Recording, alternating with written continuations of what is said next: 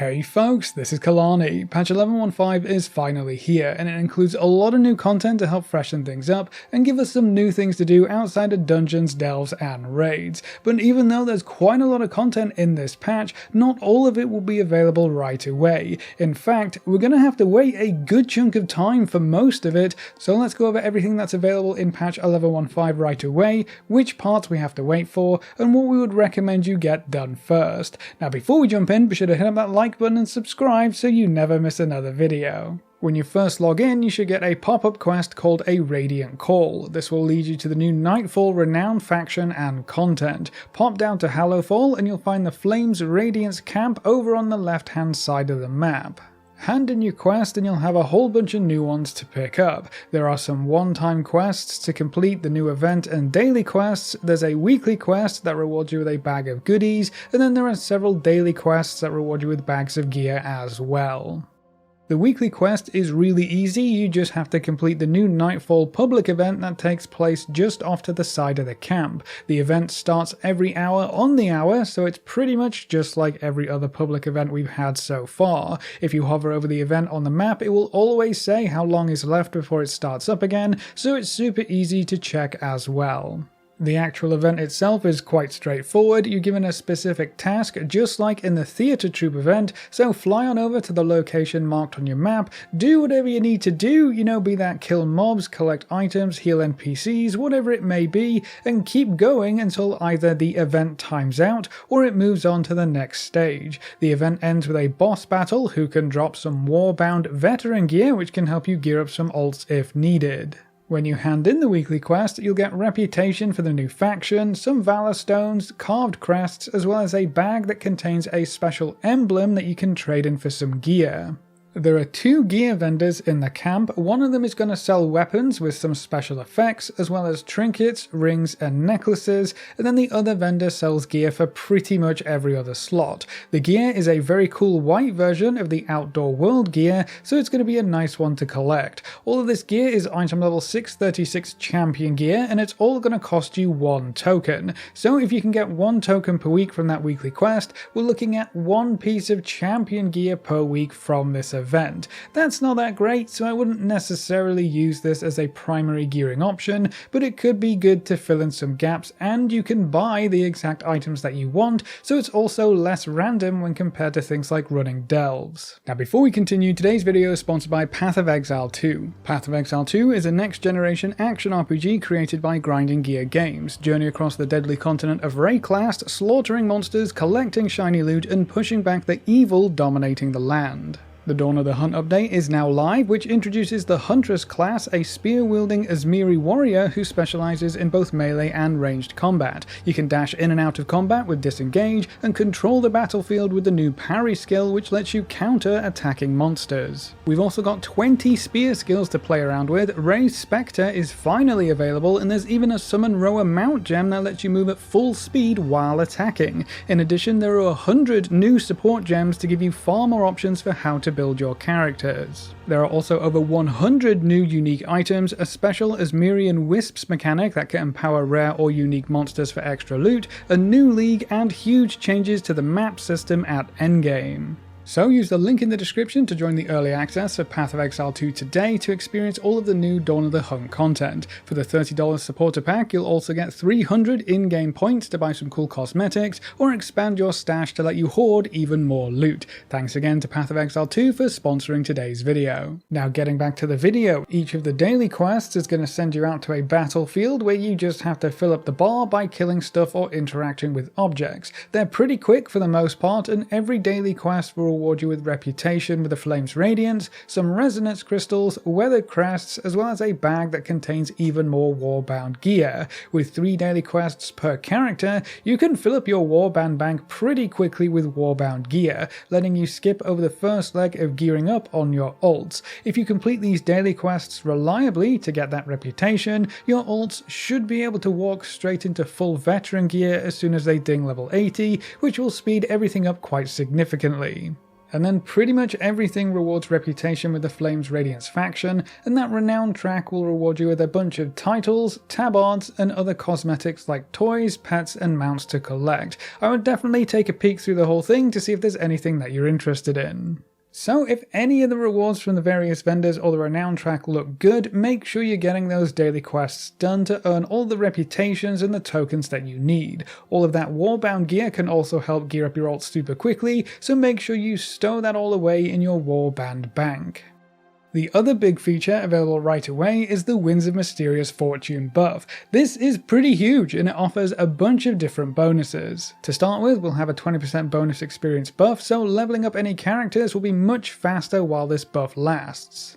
You also have a chance to loot these special satchels when completing quests or killing monsters, and the first one you loot each day will be epic and contain some extra goodies. You can get gear appropriate for your current level and specialization, some bigger bags which are always handy, some random potion effects which will just speed up everything that you're doing, as well as a 10% bonus experience potion. Now these experience potions stack with every other bonus experience effect, like from your warband bonus and the event 20% bonus, so that's just going to let you level even faster. These potions last for 2 hours each, and they don't actually have any limit on their use from what we can tell, so if you wanted to, you could save these up and level your characters at another time if you really don't want to do any leveling right now. I will say that this first week of the patch seems to be a fantastic time to level though. You've got all of the XP bonuses to play with, and it's also Legion time walking right now. Time walking dungeons are super fast and they provide massive amounts of experience, so this week might actually be the fastest time to level while the buff is active, and Legion dungeons are pretty quick and easy, so it's a great combination to take advantage of.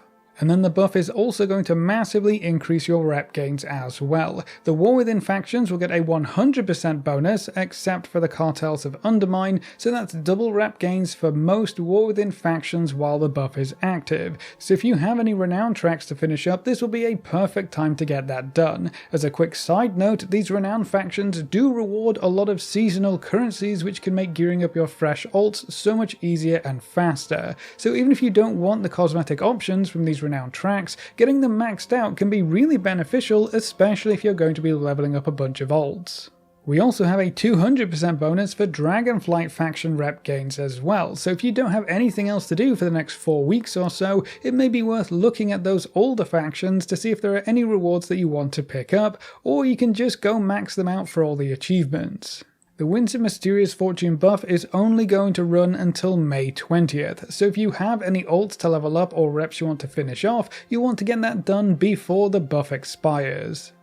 That's kind of it for actual content, but patch 11.15 also introduced the new cooldown manager. You can turn this on in the advanced options menu, and it's basically a bare bones weak aura package that tracks your important spells, abilities, and cooldowns. If you've wanted to try this kind of thing out without diving into weak auras, this could be a good middle ground. So I would recommend you just tinker about with it and see if you like it. You can always turn it back off if it doesn't sit well with you. Another interesting update lets you change the colour of item rarity. This is supposed to be used to change things around if you struggle to differentiate between the default colours, but it also just lets you mess about with things. Want to make your epics red instead of purple? Go ahead. Want to pretend you have full legendary gear? Just change your epic colour to orange. It has some important functionality and accessibility uses, which is great, but I also like that you can just change colours up for no real reason as well, so that's going to be fun. And then you should also pop by the trading post sometime this week. It's the last week to pick up the April items, so make sure you buy anything that you're interested in, but the trading post was also updated with a shopping cart feature. So instead of having to buy each item individually, you can now pop them all in the cart and buy it all at once. So that annoying transaction pause only happens once, instead of after every item that you want to collect. This should help you spend your tenders a bit faster each month. Now you may be thinking, is that it? This doesn't seem like a lot of content for a 0.5 patch. And you're right, kind of. That's all we've got for now, but we will have some more content coming in just a little while. The special Dinar currency that allows you to buy the best gear from raids is still planned to be part of this patch. The dev team said they haven't forgotten about it, it is still included in 11.15, and we'll find out more after patch day. So I would expect a blue post to pop up within the next week or two that goes over how the Dinars will work, how many we'll be able to get, and what kind of hoops we're going to have to jump through. So keep your eyes peeled for that update. It's good to get confirmation that the Dinars will still be part of this patch though.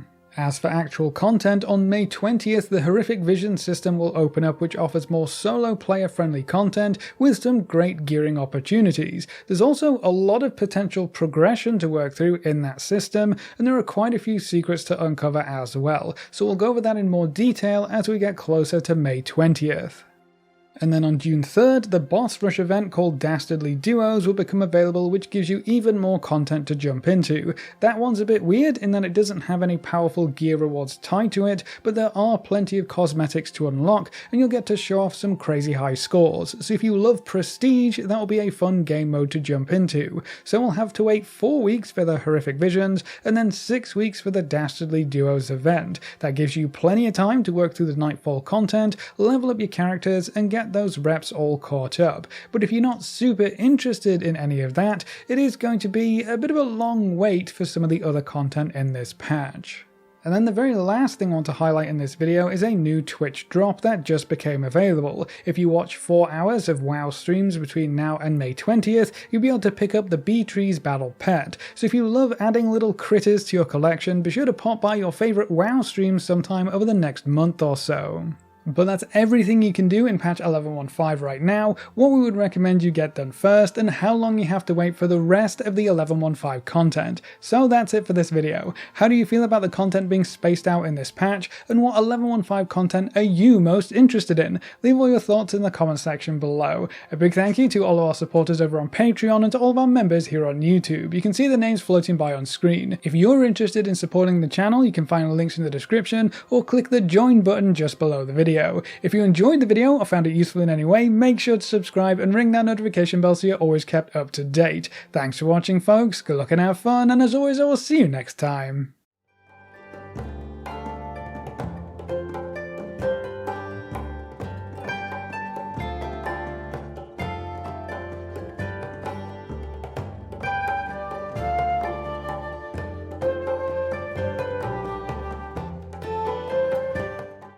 Thanks again to Path of Exile 2 for sponsoring today's video.